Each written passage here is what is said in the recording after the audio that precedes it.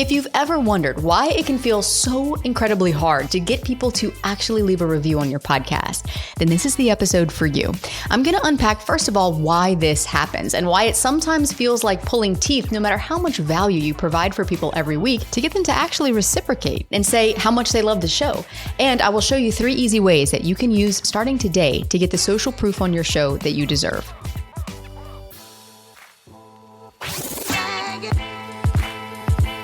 Welcome to Insider Secrets to a Top 100 podcast. I'm your host, Courtney Elmer. Let's make your business bingeworthy. One of the questions that I hear all the time from podcast hosts is, how do I get more reviews on my podcast? People tell me all the time they love the show. I hear things like, oh my gosh, your podcast is my favorite podcast. I listen every week. Or maybe you get DMs in your inbox from people saying, that was exactly the episode I needed to hear. Thank you for sharing what you shared in that episode. But yet you ask people to write a review whenever you do an episode and nothing. It's crickets. And I can remember in the early days of my podcast, I was religious about it. I would ask in every single episode, if you enjoyed what you heard in this episode today, please leave a review. And it was kind of disheartening because here I am showing up to the mic every single week, putting all of this content out there, sharing as much value as I could. And yet it was like people would just overlook it, or at least that's how it felt. And you know that if you're a podcast host, you put a lot of work into your episodes. There's a lot of work that goes into hosting a show. It's not just like social media where you can throw a post up and hope that people like it. No, there's a lot of thought. There's a lot of planning. There's a lot of preparation that goes into each and every episode, both on the front end and on the back end. So it can be disheartening whenever you're a host who's showing up for your audience every single week. You're trying to grow this podcast. You know the social proof is important, but yet people who are listening aren't taking the time to actually tell you how much they love the show. This happens for a couple of reasons, and in this episode, I'm going to break down why. But if you've ever felt this way, you're not alone. In fact, the podcasts that get reviews to their show, those are really the exception. They're not the rule. The podcasts that have thousands and thousands of reviews, there's a few things at work going on behind the scenes there as to, number one, why they were able to get those reviews, and number two, why people are leaving those reviews, because it's kind of one of those things where the more reviews you have, the more reviews people are likely to leave. And in a moment, I'll explain the psychology behind this. But the reality is most podcast hosts, in fact, probably 90% of podcast hosts or more, struggle to get listeners to leave reviews on their show. And so that's why you have shows out there who have incredible content that maybe only have a handful of reviews, 10 reviews, 20 reviews. And we all know how powerful that social proof is. As a podcast host, you know that. And so you've probably tried to fix this by making sure that you ask for those reviews in every episode. Maybe you've even asked friends and family to leave reviews because you're like, okay, let me just pad this a little bit. Friends know me. They trust me. They know that what I have to share is valid and valuable. So let me see if they wouldn't mind taking the time to go leave a review just to get some more social proof. Maybe you're even one of those people who's grabbed your spouse's phone and you've left a review for yourself. I don't judge. I did that in the early days of my podcast because I knew how important that social proof was. And then other hosts might go to the other end of the spectrum and they will actually buy reviews from those people, you know, the ones who are in your DMs saying, oh, I'm a podcast promoter. I can promise you 10,000 downloads to your show and X number of reviews. First and foremost, please don't ever do that. Please do not ever work with one of those people. If you were to buy reviews, a lot of those are coming from these bot farms. Apple's going to ban you like that. They track this stuff. They know the difference between a human who's engaging with the podcast, who's engaging with the content, and who writes an authentic review, and a review that's left from a bot, much less a download that's left from a bot. But at the same time, I also understand why people go to these extremes to get reviews on their podcast, because you and I both know social proof is powerful. What's the first thing any of us do when we go look up a product on Amazon? I will see on my Instagram influencers who are promoting Amazon products. I will do the little comment thing where I'm like, outfit, send me the link. I'll click the link. I'll go to Amazon. And before even looking at the colors, the sizes, anything about the product itself, I click the reviews at the top right hand of the screen. And it scrolls me all the way to the bottom and I start reading what people are saying about the product. And then and only then, if there's enough positive reviews, will I go back and look at the product and consider buying the product. And chances are you do the exact same thing. So think of your potential listener now. What is the first thing they do when they encounter a new podcast? They scroll to the bottom and they're going to look at those reviews. They look at those reviews to find out the legitness of the podcast. Is this show legit?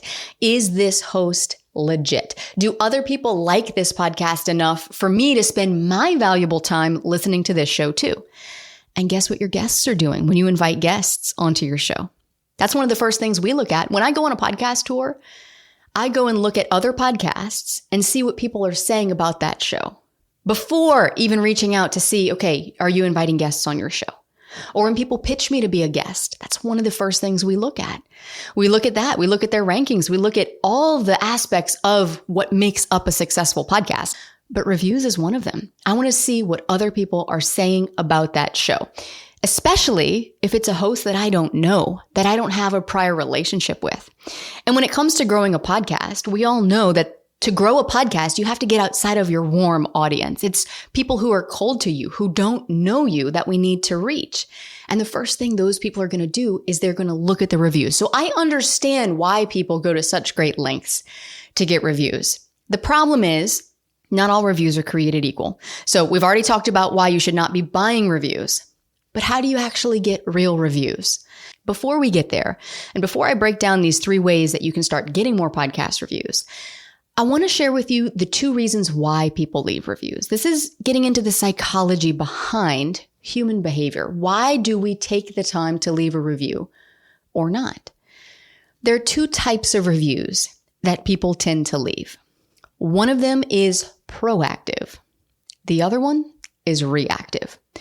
So for the proactive reviews, it's typically when, and imagine you've had this experience where something just totally surprised you. It exceeded your expectations, beyond your wildest expectations. You really loved whatever that thing was. You were surprised by how much you loved it. And you were so pleasantly surprised that it actually moved you to action. So that's scenario number 1, a proactive review. On the flip side of that, how many times have you also been in a situation where you were really disappointed in something? You really didn't like it. I don't care if it was that new restaurant down the street, the new pair of shorts that you purchased from Amazon, whatever it was, you were like, this is horrible. You've been in those situations where you really didn't like something and you felt compelled to say it for a couple of reasons. One, maybe this was not a conscious thing, but there was an injustice there that happened. You felt wronged and you needed to speak up about it. So that's one reason. But another reason could be to let other people know, hey, don't waste your time on this. Don't waste your money on this. This is the experience that I had and I wouldn't recommend it. So this is the reactive review. And these are the 2 reasons that people leave reviews, either because they are extremely pleasantly surprised by something or they are extremely disappointed in something. And so they want to let others know about that. I've only ever left on Google 3 reviews in my life that I can remember. One was for a piano tuner. One was for an omakase sushi restaurant.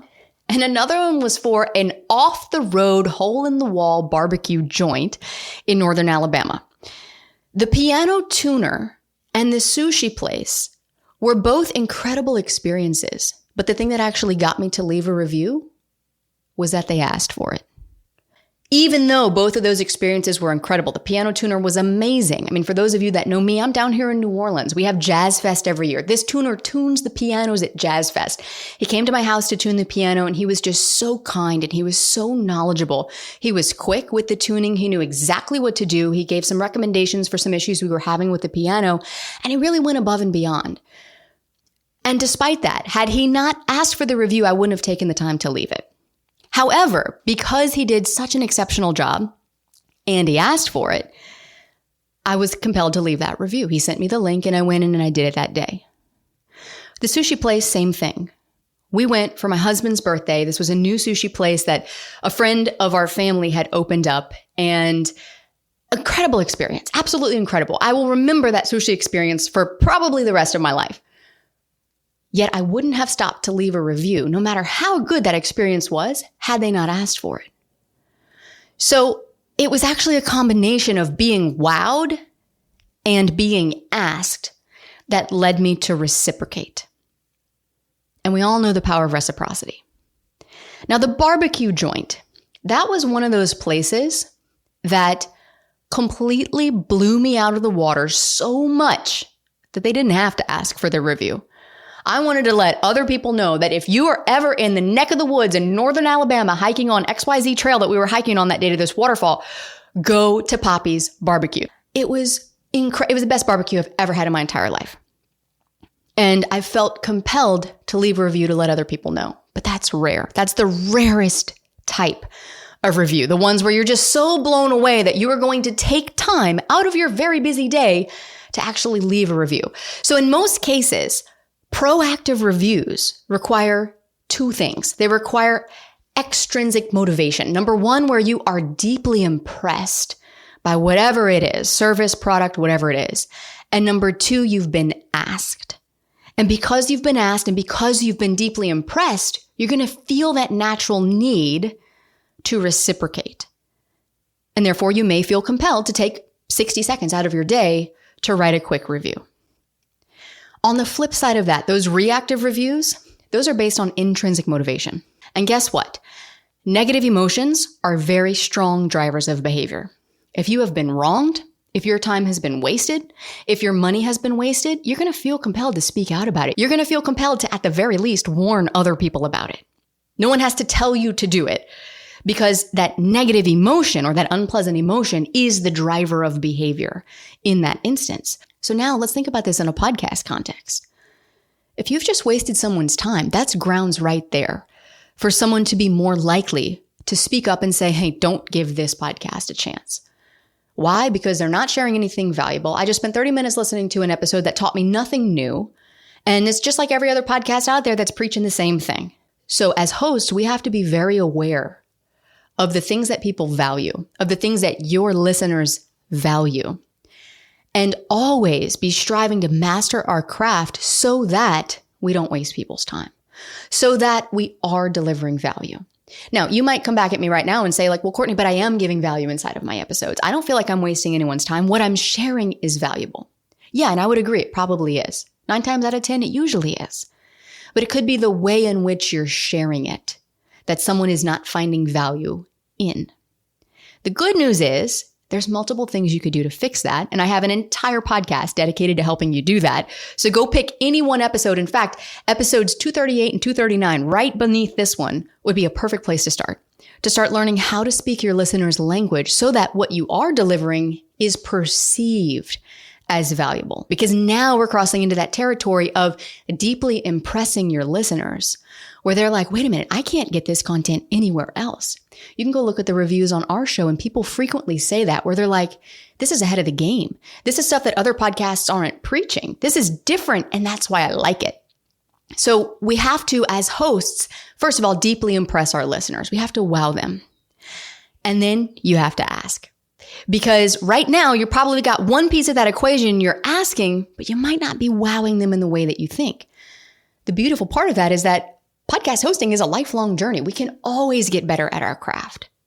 But on the flip side of that, we do have to ask. Because podcast listeners are passive. They are a passive audience.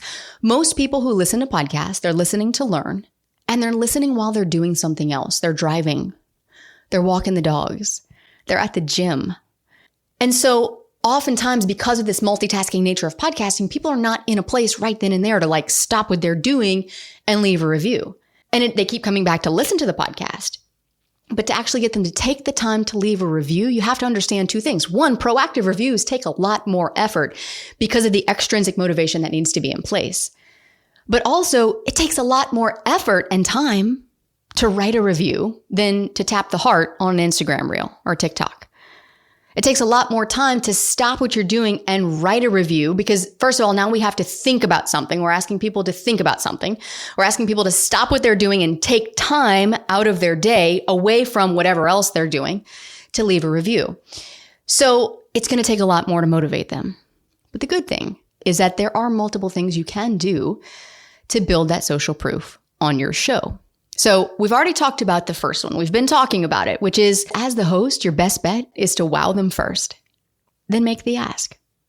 It's also the best way to avoid negative reviews because when you're wowing someone, people might not leave a review, and that's okay, but they'll be less likely to leave a negative review. And that's good because for every bit of value that you are seeking to create on your podcast, We're actually bolstering ourselves against negative reviews. So that's a good thing. That's a good thing right there. The other piece of this, though, is that what I see hosts do a lot of times is that they'll stop making the ask because people aren't taking action.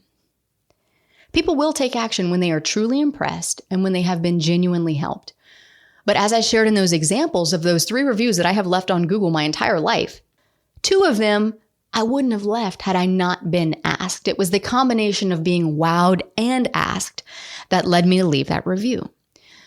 So right now, if you are asking and you are not getting the reviews, then this is an indicator that you've got room to grow as a host.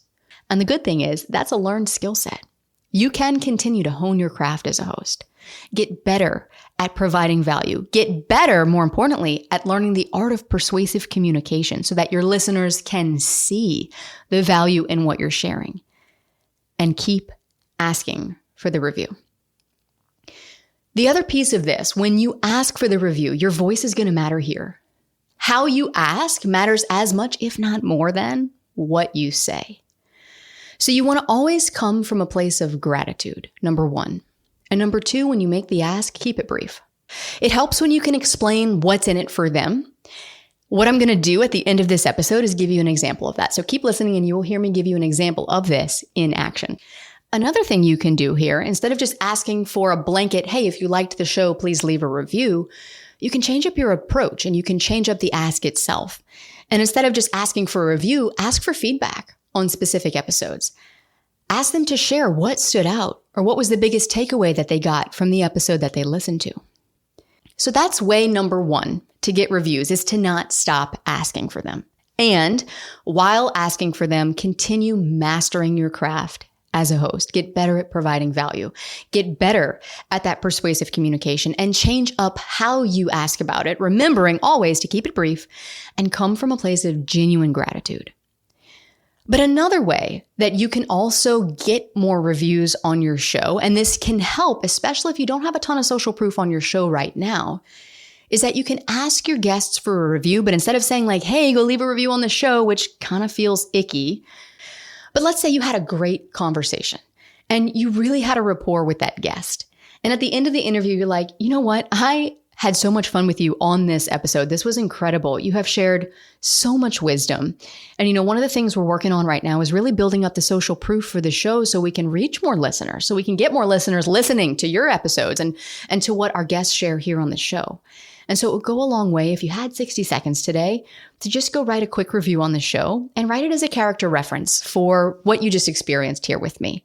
And that's one way that you could ask, where now you're not asking your guests to do anything extra. You're not saying, please go listen to an episode so that you can leave a review that's like actually genuine, right?